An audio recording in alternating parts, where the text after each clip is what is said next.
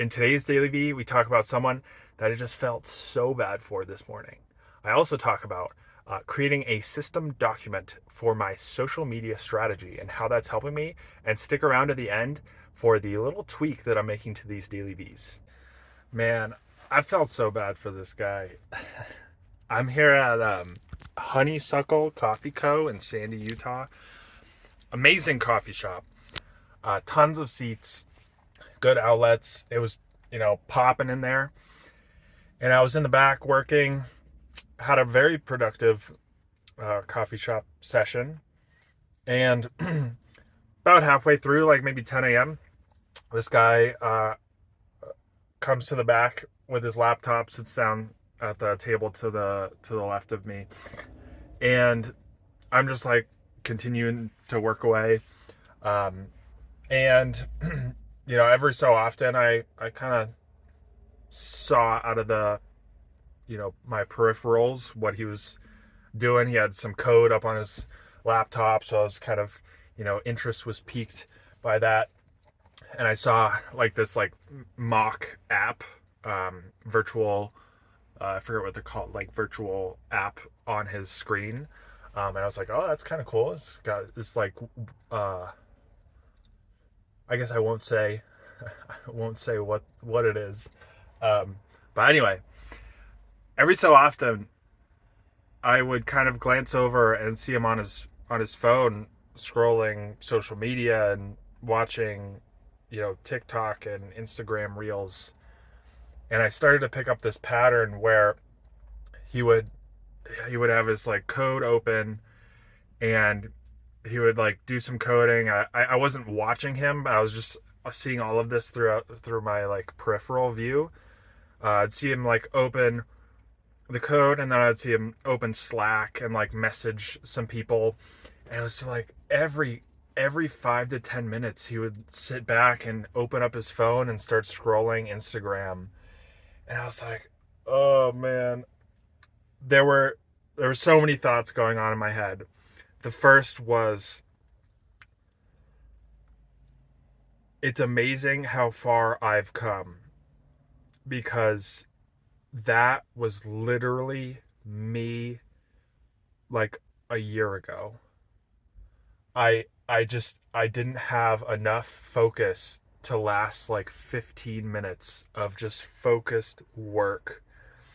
Just so many times where I just reach like the slightest bump in my work and just like sit back and open up YouTube or scroll Instagram or whatever.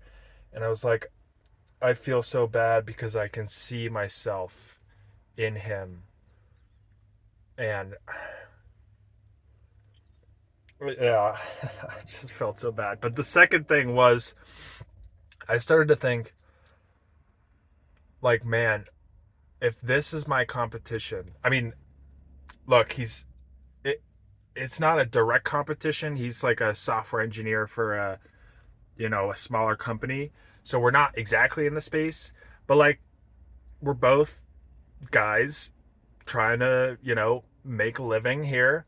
Um, and I was just like, dude, if this is my competition, it's like there's no contest.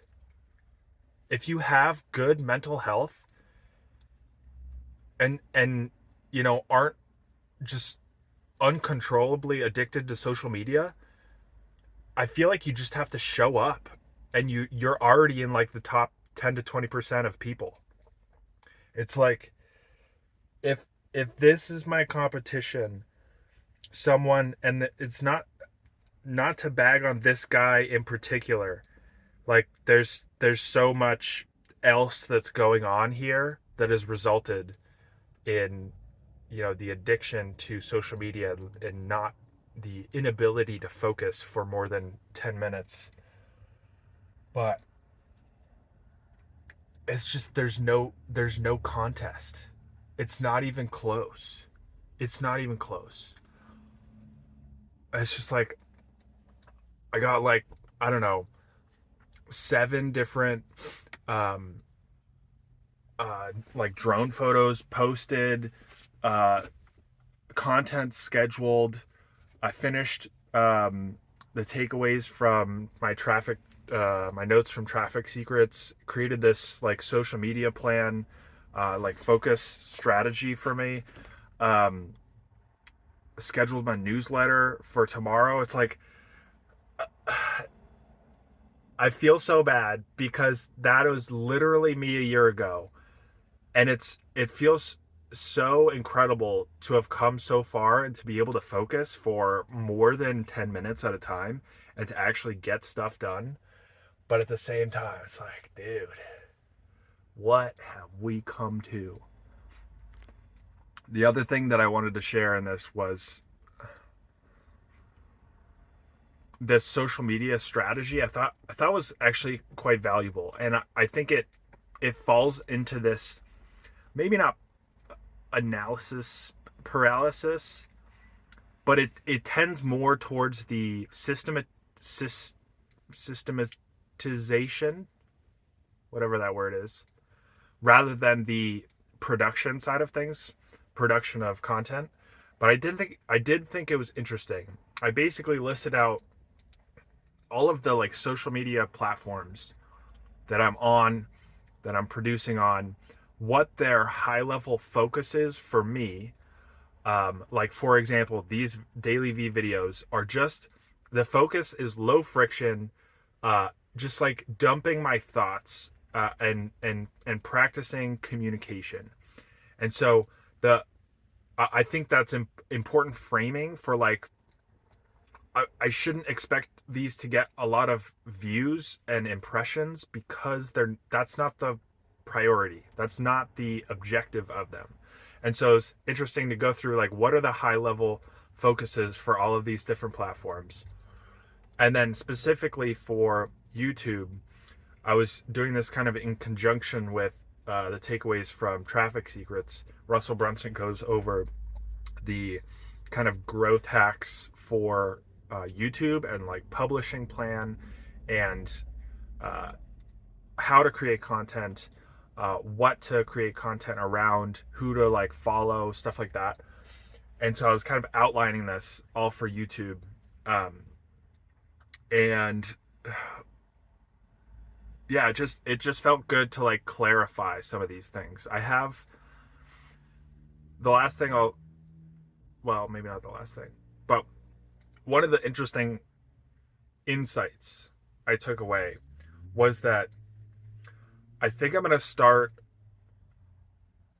phasing out daily V's as I get more consistent posting keyword focused, or keyword based, I forget what he calls it, keyword focused, discoverable YouTube videos on a consistent schedule, because YouTube is not really meant for these types of videos. They're meant for more like a TV show, like you post weekly at this time, or these times in the week, and you treat it more as like a show rather than just like a dump content onto it.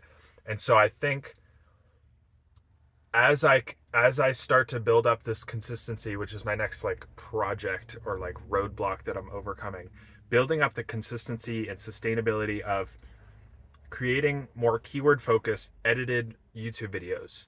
If I can get to, at the start, just one a week, which today's Tuesday, the first one just went out because this will be posted tomorrow at 11. So go watch that one. But this should be the start of,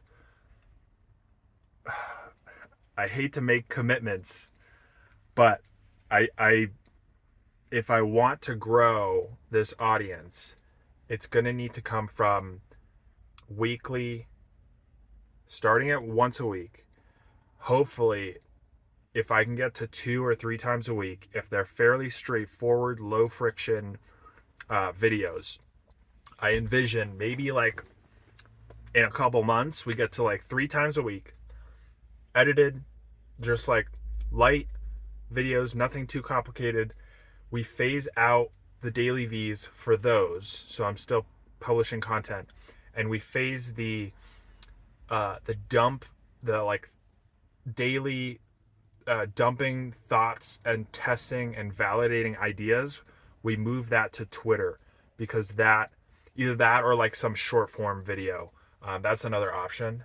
Like we could do YouTube Shorts for that. That would be interesting. Just thought of that.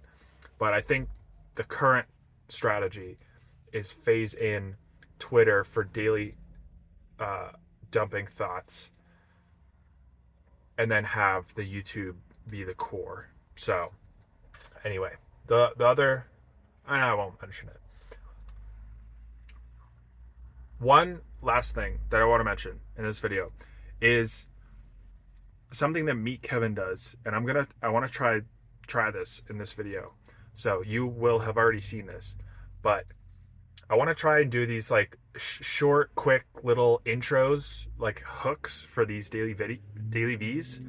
Hopefully they can be low friction, but at the end, I just want to like summarize what I talked about in this video, and then like put that at the beginning of the video. You'll know what I'm talking about. If I do, I will do it for this video. I want to try that. And that's something that Meet Kevin does in his videos. And I think it's interesting modeling from him, because he does a very similar style of videos where it's just like no edits, one take. Frequently he just takes them from like videos from his live stream, and then after his live stream he'll just do like the intros for all of these videos. And so I'll be like, in this video we talk about whatever, China and the market and bonds or whatever, and then one cut, and then it's the video. So anyway, I was thinking about that, trying to add a little bit more of a potential hook to these videos, because I kind of start them off as just like, I like the rambliness, but I think I lose people with the beginning. And so if I can hook with the beginning, then I think that might help a little bit. Maybe it's just, practice. I'll give it a try, see what it's like. But anyway, that's it for today. See you tomorrow.